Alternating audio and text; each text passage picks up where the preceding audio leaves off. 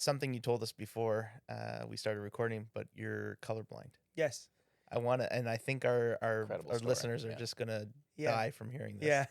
Yeah. So I knew at like 3 years old I was gonna be an artist, so I set it up with my mom. No, I'm just joking. It's so funny. You said in the womb you started this? What? Years later, everyone asked me like, are you like lying about the colorblind thing? I'm like, yeah. When I was a little boy, I set this up for a marketing ploy. Right. Like, it's so funny. But we were eyeballing my shoes in studio, so they're green. We were Yeah. talking I about was like, this. oh, those. I'm like, those are gray, and they're like, no, they're green. I'm like, okay, I give up. I'm not gonna win this fight. Yeah. But yeah, being colorblind, so like I don't see shades. So Right. blue and purple look exactly the same. Green and brown look exactly the same. Green and yellow look the same. Red and brown look the same. So when colors are beside each other, they look the same. And it was part of those 5 years that I was working in the greenhouse by myself. A lot of paintings looked horrible, and I mean this. The reason was I didn't see color transitioning, and I was doing like very classical art things where like you mix paint and you put it down, you work relatively fast. And I would be like, I can read. So I read the color, it says blue. Yeah. I put the blue here. And I read this says yellow. Okay, cool. I paint, and all of a sudden the canvas is muddy brown. I did not see that transition happen. I don't see muddy brown. So I would do the canvas and it'd be like, oh, this beautiful face or whatever it is. And my wife will come in. She'd be like, did you mean to make this all like brown? I'm like, no, it's blue and yellow. She's like, no, it's all ugly brown. I'm like, oh wait, what? Like, and I wouldn't see transitions. Wow. So it was very pivotal for me because I was able to say I had to work on a new style of painting, which is like it's a longer drying process. So pretty much the only difference that I have to do now from like someone else paints who's not colorblind is every time I add a color, it has to fully dry and cure. I can't work fast. I can't blend colors. It's just like very elementary in the sense of like add your blue, let it dry. Right. Add your yellow, let it dry. And that's what gave the when you see my paintings in person, like they're very thick and rich in texture is because of that. Is like there's so many layers that go into my artwork, and it's also part of my story.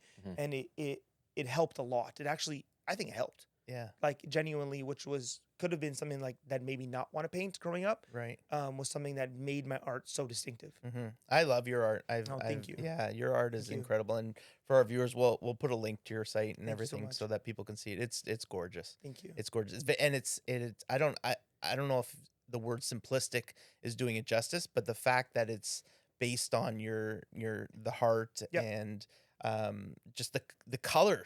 Yeah. And then to find out that you're colorblind and just That the blew our richness of minds. it. I think that blew our minds. It's We're like, just what? awesome to see. Basically, Yeah. we're a giant blob of gray shade here in the studio, based on the green and the gray. Yeah. How would you describe your art to someone who hasn't seen it before? Yeah, it's like the real definition is like mixed media contemporary. It's like very modern in its tones. There used to be, it's a little bit not anymore, but like there used to be like some street elements to it because I use a little bit of spray paint and drips. But overall, it's like very modern, but recognizable imagery. Right. Even like now, I've transitioned to I'd say 80% of my paintings are mainly based around like my heart motif. Yeah. Which is something that I've just been known for around the world at this point, but it didn't always start that way. Like I tried so many different things. I used a lot of pop culture, a lot of references, a lot of text, which is probably based off of my uncle's old poetry that inspired me. So I write my own poetry now Cool. inside of it. But it's all very uplifting, bright, colorful, like inspirational, original art is what I try to do. Right. What's been your pinnacle moment so far? And you obviously haven't reached it yet. Yeah. But what is your pinnacle moment in relation to art? Yeah. When you look back, it was like, other than the first one, what has been your favorite? When I think about like different pinnacles and things like that, like I often look back to saying like all these different peaks have created the pinnacle. I don't think there's been so many incredible different things that I've done that I've been inspired by, whether it's opening my first gallery in Yorkdale Shopping Center, whether it was like opening the gallery in Miami or doing a show in Australia, or even doing things with celebrities has been really cool, like Post Malone and Drake and Lil Wayne and Demi Lovato and like a bunch of Justin Bieber, like really fun, interesting stuff. And every single time I did one of those things, I was like, that was the thing. Yeah. Like I did a big show. Do you guys know Grant Cardone? Yes.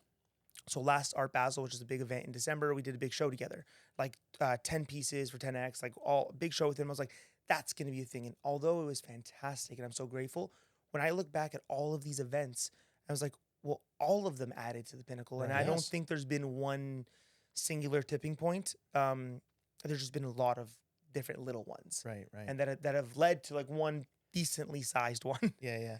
So there's just been a lot of little ones. Right. Yeah, and I say little as a figure of speech because Sure. I really am so grateful for how big they are to me. Mm-hmm. I have one coming up. This is the first time I'm saying it. No one knows this, but I'm opening up a gallery in the airport. No way. Wow. In Pearson, which is No gonna be really way. cool. Wow. Yeah, I've not told anybody that, so there you Congrats. go. It's dropping here first. Amazing. Well, Yeah, thank so you. in Terminal 1 in departures, it's going to be a big gallery, vinyl wrap. We're going to have like hearts all over the floor in the airport. It's going to be really cool. Yeah. So That's I'm awesome. very, very excited about that. So like that's another big one, right? But I Yeah. didn't, it's just like another little tip. Wow. Yeah.